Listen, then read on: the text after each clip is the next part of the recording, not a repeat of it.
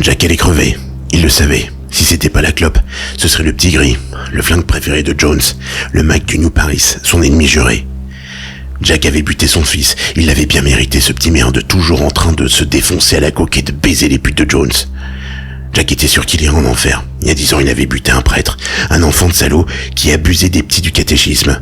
Il lui a collé une première balle entre les couilles et la seconde entre les yeux. Ça fait du bien là où ça fait mal.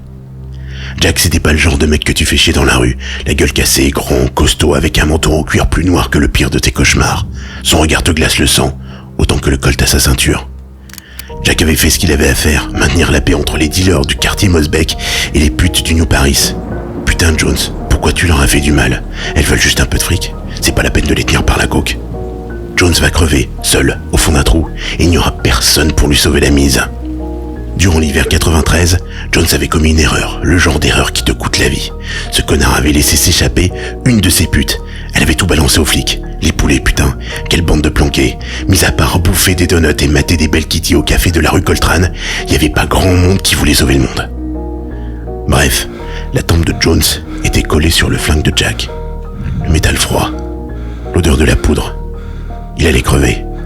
Si seulement Jack avait pris ses médocs. Il a gerbé ses pleines tripes sur Jones. Et ce chien en a profité pour s'enfuir pendant que Jack baignait dans sa gerbe sur les quais du port de commerce. S'il avait buté ce jour-là, Jack aurait certainement raccroché. Il aurait rendu sa plaque et rangé son flingue. Si seulement Jack avait pris sa dope, ces putains de médocs qui le suivent depuis qu'il a bu son dernier verre. Jack avait manqué son coup. Jones n'aurait pas de deuxième chance. Ce soir-là, c'était la merde. Les flics couraient partout dans la ville. Il y avait un mec qui avait buté un dealer et le quartier Mosbeck était en train de s'enflammer. Jones y était pour quelque chose. Il était bien planqué dans son trou en attendant que ça se passe. Jack est passé voir Kitty, sa petite serveuse préférée, son plan cul et accessoirement son indique. Elle avait vu un des cafards de Jones planqué à côté du Jericho, le cabaret miteux du quartier Saint-Josse. Il se tramait quelque chose et Jack devait buter Jones avant qu'il ne mette la ville à feu et à sang. Il a roulé jusqu'à Saint-Josse. Pas la peine de se planquer, il est pisté H24. Jones savait déjà qu'il allait essayer de lui botter le cul. Après une entrée fracassante dans le cabaret moisi, Jack a passé à tabac 3 videurs, il a défoncé la tête du patron. Il y avait bien une alliance entre Jones et les travelots de Saint-Josse.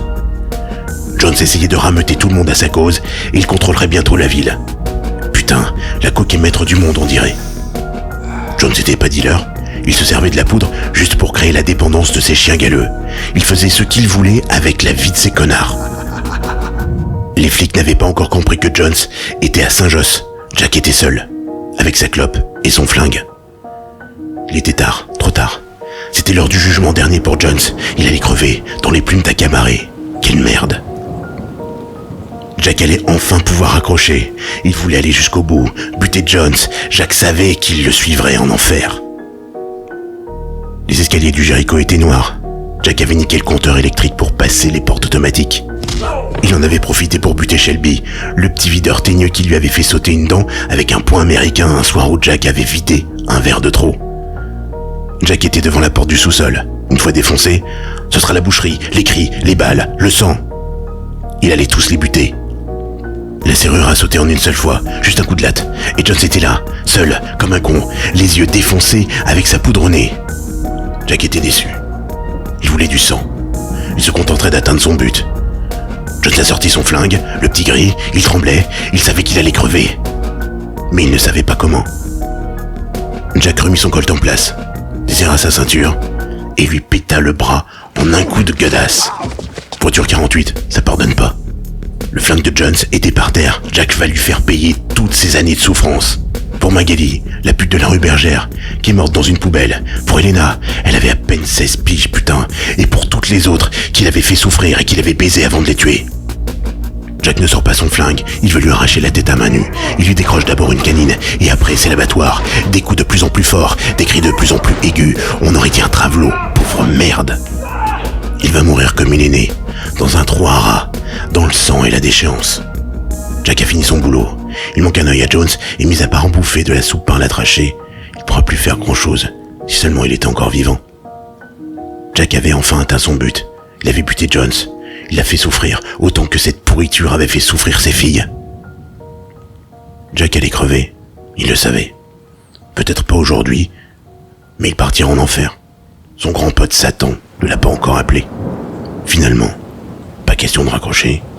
Jack a encore 2-3 comptes à régler.